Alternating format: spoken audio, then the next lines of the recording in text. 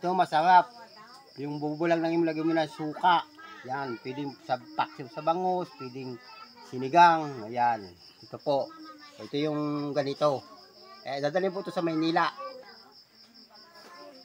Tama nyo, oh. Yummy, anong tawag to? Yummy.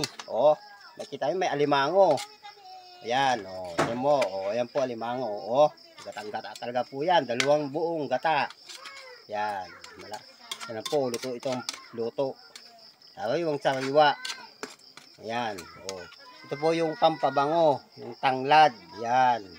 Tanglad. Yan o, pampabango. Yan. Yan, ang pampabango. Ito po, luto na. Pwede na po yan. Oh, ito mo, nag-uusok-usok mo po yan, oh. Oh, ito mo. Iba yung sa Manila at saka dito sa probinsya. Oh, ayan po, alimango. Oh.